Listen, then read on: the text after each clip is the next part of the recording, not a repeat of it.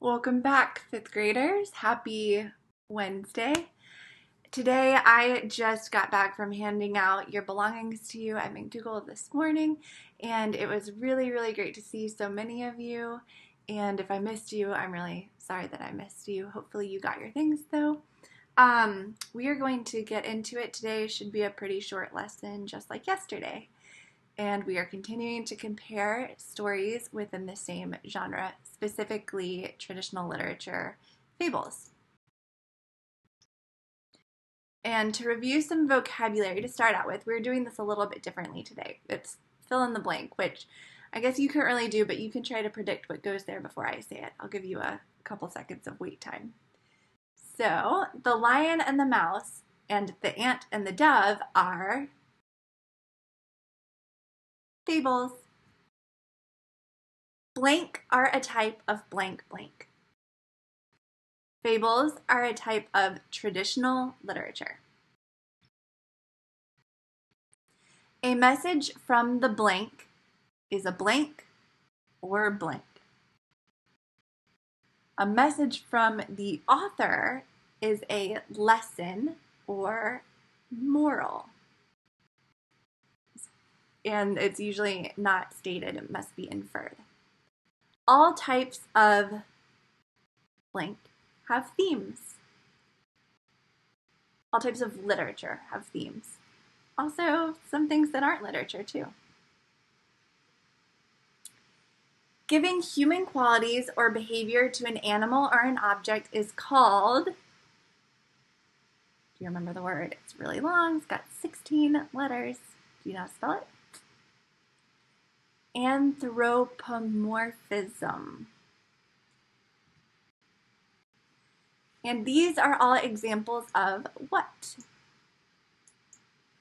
My teacher is a dragon, the computers at school are dinosaurs, he is a night owl, the calm lake was a mirror, the classroom is a zoo, my big brother is a couch potato, Pedro's suggestion was just a band-aid for the problem.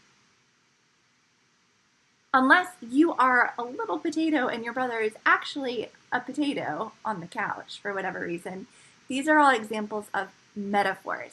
They're comparing two things to teach you something about the items.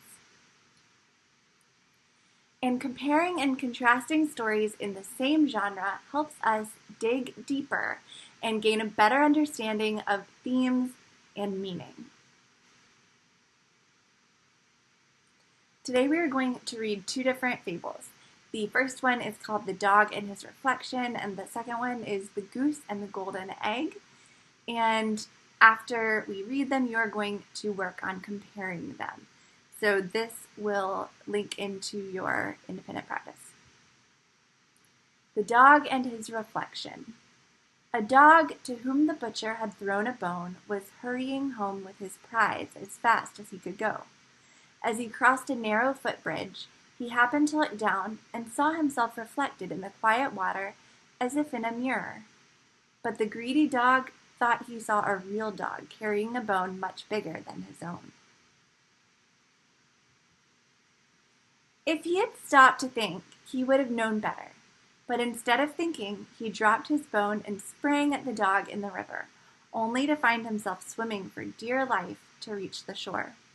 At last he managed to scramble out, and as he stood sadly thinking about the good bone he had lost, he realized what a stupid dog he had been.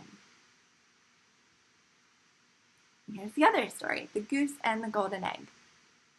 There was once a countryman who possessed the most wonderful goose you can imagine. For every day when he visited the nest, the goose had laid a beautiful, glittering golden egg. The countryman took the eggs to market and soon began to get rich.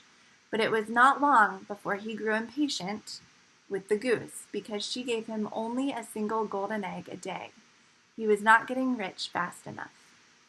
Then one day, after he had finished counting his money, the idea came to him that he could get all the golden eggs at once by killing the goose and cutting it open.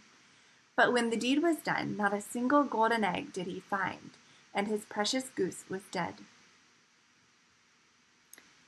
This is an optional activity to start with, so if you would like to extend your thinking and challenge yourself, you can choose to rewrite the dog and his reflection or the goose and the golden egg. And you would use words that we use these days because the language is a little outdated at this point, and include a moral at the end of the story. And then you could just type that in a Google Doc and attach it to this assignment. So for example, here is one. A dog went to Target, and on his way out, he stopped at the Starbucks and ordered a lemonade refresher. On his way home, he opened the cup and saw his reflection. He thought he looked too skinny. He ran back to the Starbucks and ordered 5 more drinks in order to help him gain weight. The next day, instead of waking up heavier, he had no money left for the rest of the month. He had spent it all at Starbucks. The moral of the story, don't be over-focused on your looks. So that's something you could choose to do. And if you do not want to do that, then what everyone is required to do is this independent practice. You are going to find the themes, the metaphors, the morals and lessons of the fables to compare them in a Google form. So I will have that linked in the assignment. And that's it. Happy Wednesday. Have a great afternoon. I'll catch you later. Bye.